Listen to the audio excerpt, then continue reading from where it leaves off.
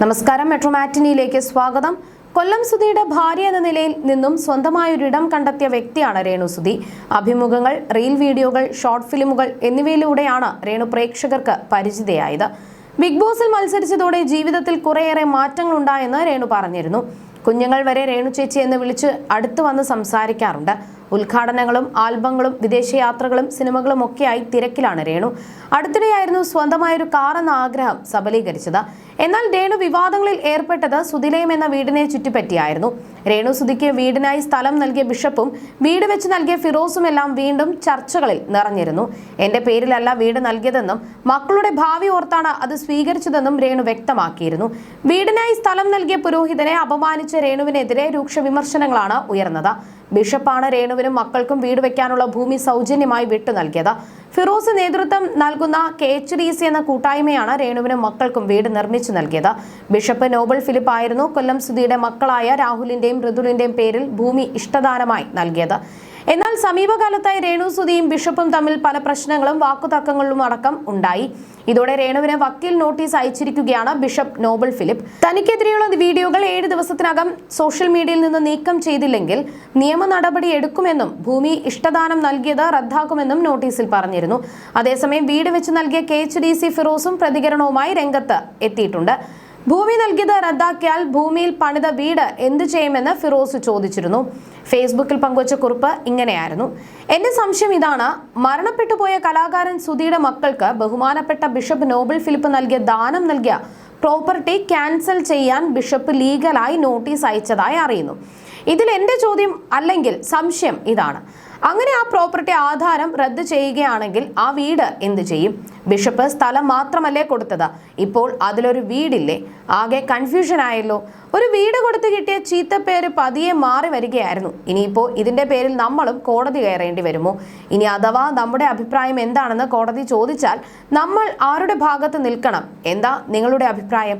എന്തിന്റെ പേരിലാണെങ്കിലും കൊടുത്തത് തിരിച്ചു വാങ്ങുന്നതിനോട് വ്യക്തിപരമായി യോജിപ്പില്ല. സോഷ്യൽ മീഡിയയിൽ പ്രചരിക്കുന്ന വക്കീൽ നോട്ടീസിന്റെ പൂർണ്ണരൂപം ഇങ്ങനെയായിരുന്നു: എന്റെ ക്ലയന്റ് തന്റെ 6.894 സെന്റ് ഭൂമി തൃക്കൊടിത്താനം വില്ലേജ്, ചങ്ങനാശ്ശേരി താലൂക്ക്, കോട്ടയം ജില്ല എന്നിടത്തെ സർവേ നമ്പർ 52/2-2-528/41 എന്നിവയിൽ നിന്ന് നിങ്ങളുടെ മക്കളായ രാഹുൽ ദാസ്, ഋതുൽ ദാസ് എന്നിവർക്ക് വേണ്ടി വീട് നിർമ്മിക്കുന്നതിനായി ഇഷ്ടദാനമായി നൽകിയിരിക്കുന്നു.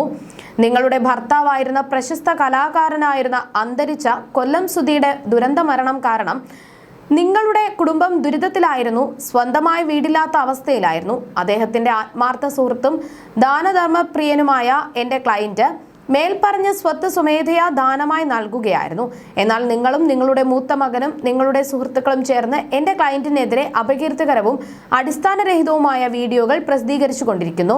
ഇത് സമൂഹത്തിലെ വിവേകമുള്ളവരുടെ ഇടയിൽ എന്റെ ക്ലയന്റിന്റെ പ്രതിച്ഛായയ്ക്ക് കനത്ത നാശമുണ്ടാക്കുന്നതാണ്. കൂടാതെ എന്റെ ക്ലയന്റിന്റെ സ്വത്തിന്റെ സ്ഥാനവും സൗകര്യങ്ങളും സംബന്ധിച്ച് തെറ്റായ വാദങ്ങൾ പ്രചരിപ്പിച്ച് അതിന്റെ മൂല്യം കുറയ്ക്കാനുള്ള ശ്രമവും നടക്കുന്നുണ്ട്. നിങ്ങളുടെ ഈ പ്രവർത്തനങ്ങൾ അനാവശ്യവും നിയമവിരുദ്ധവുമാണ്. നിങ്ങളും നിങ്ങളുടെ സുഹൃത്തുക്കളും അടുത്തവരും ചേർന്ന് പ്രസിദ്ധീകരിച്ചിരിക്കുന്ന അപകീർത്തികരമായ വീഡിയോകൾ എന്റെ ക്ലയന്റിനെ അപമാനിക്കാനുള്ള ഉദ്ദേശത്തോടെയാണ്. ഇത് പൊതുജനങ്ങളുടെ ഇടയിൽ എന്റെ ക്ലയന്റിന്റെ പ്രതിച്ഛായയെ വളരെയധികം കളങ്കപ്പെടുത്തിയിരിക്കുന്നു. ഈ വീഡിയോകൾ വിവിധ സോഷ്യൽ മീഡിയ പ്ലാറ്റ്ഫോമുകളിൽ പങ്കുവയ്ക്കപ്പെട്ട് ആയിരക്കണക്കിന് ആളുകൾ കണ്ടിട്ടുണ്ട്. നിങ്ങളുടെ ഈ പ്രവർത്തികൾ മുഴുവനും അപകീർത്തികരമായ കുറ്റമാണ്. ഇത് സിവിൽ തെറ്റും ക്രിമിനൽ കുറ്റവുമാണ്. അതിനാൽ ഞാൻ നിങ്ങളോട് ആവശ്യപ്പെടുന്നത്, ഇനി മുതൽ എന്റെ ക്ലയന്റിനെതിരെ യാതൊരു അപകീർത്തികരമോ നിന്ദാത്മകമോ ആയ വീഡിയോകളോ ഉള്ളടക്കങ്ങളോ പ്രസിദ്ധീകരിക്കരുത് എന്നും ഇതുവരെ പ്രസിദ്ധീകരിച്ച എല്ലാ അത്തരം വീഡിയോകളും സോഷ്യൽ മീഡിയയിൽ നിന്ന് 7 ദിവസത്തിനകം നീക്കം ചെയ്യണമെന്നും ആവശ്യപ്പെടുന്നു. ഇതനുസരിക്കാതിരുന്നാൽ നിങ്ങൾക്കെതിരെ ഉചിതമായ ക്രിമിനൽ നടപടികൾ ആരംഭിക്കുന്നതിനൊപ്പം ഉചിതമായ നഷ്ടപരിഹാരം ഈടാക്കുന്നതിനുള്ള സിവിൽ കേസുകളും ആരംഭിക്കുമെന്ന് അറിയിക്കുന്നു. കൂടാതെ ഗിഫ്റ്റ് ഡീഡ് റദ്ദാക്കുന്നതിനുള്ള അതായത് സമ്മാനരേഖ റദ്ദാക്കുന്നതിനുള്ള എല്ലാ നിയമപരമായ നടപടികളും സ്വീകരിക്കും. അതിനുള്ള എല്ലാ ചെലവുകളും നിങ്ങൾ വഹിക്കേണ്ടി വരുമെന്നും അതിന്റെ എല്ലാ പ്രത്യാഘാതങ്ങൾക്കും നിങ്ങൾ തന്നെ ഉത്തരവാദിയാണെന്നും അറിയിക്കുന്നു എന്നാണ് വക്കീൽ നോട്ടീസിൽ ഉണ്ടായിരുന്നത്. ഭാവിയിൽ മക്കൾക്ക് വീടും സ്ഥലവും കിട്ടുന്ന രീതിയിലാണ് പതിപ്പിച്ചു നൽകിയിരുന്നത്. എന്നാൽ പിന്നീട് ബിഗ് ബോസിൽ നിന്നിറങ്ങിയ ശേഷം സഹായിച്ചവരെല്ലാം രേണു തള്ളി പറഞ്ഞിരുന്നു. ബിഷപ്പിനെ വിഷപ്പാമ്പ് എന്ന് വിളിച്ച് രേണു സംസാരിച്ചതോടെ സമൂഹമാധ്യമങ്ങളിൽ വലിയ വിമർശനങ്ങൾ ഉയർന്നിരുന്നു. അർഹതയില്ലാത്തവർക്കാണ് വീടും സ്ഥലവും ലഭിച്ചതെന്ന് വരെയുള്ള കുറ്റപ്പെടുത്തലുകളും ഉണ്ടായി. വിമർശനങ്ങൾ തുടരുമ്പോഴും രേണു തന്റെ നിലപാടുകളിൽ നിന്ന് പിന്നോട്ടു പോയില്ല. അധിക്ഷേപങ്ങൾ തുടർച്ചയായതോടെ ബിഷപ്പ് നിയമ നടപടികൾക്ക് ഒരുങ്ങുകയാണെന്ന റിപ്പോർട്ടുകളും പുറത്തു വന്നിരുന്നു. രേണു സുധിക്കും മക്കൾക്കും നൽകിയ ഇഷ്ടദാനം ബിഷപ്പ് പിൻവലിച്ചതായും പ്രചാരണങ്ങൾ നടക്കുന്നുണ്ട്. ബിഷപ്പും ഫിറോസും കൂടാതെ നേരത്തെ രേണുവിനെ സഹായിച്ച പലരും പിന്നീട് രേണുവിനെതിരെ രംഗത്ത് വന്നിരുന്നു. അതിൽ ഒരാളാണ് നിമിഷ ബിജോ. കൊല്ലം സുധി ജീവിച്ചിരിക്കുമ്പോൾ തന്നെ രേണുവിന്റെ കുടുംബവുമായി നിമിഷ അടുത്ത ബന്ധം പുലർത്തിയിരുന്നു. എന്നാൽ പിന്നീട് അകന്നു. ഇപ്പോൾ രേണുവിനെ രൂക്ഷമായി വിമർശിച്ച് നിമിഷ രംഗത്ത് വന്നിരിക്കുകയാണ്. രേണു ഇത് ചോദിച്ചു മേടിച്ചതാണ്, അതിന്റെ ആവശ്യമുണ്ടായിരുന്നില്ല. മക്കളുടെ കാര്യം ഓർക്കുമ്പോൾ വിഷമമുണ്ട്. രേണുവിന്റെ ചുറ്റുമുള്ളവരെങ്കിലും നല്ലത് പറഞ്ഞു കൊടുക്കണം.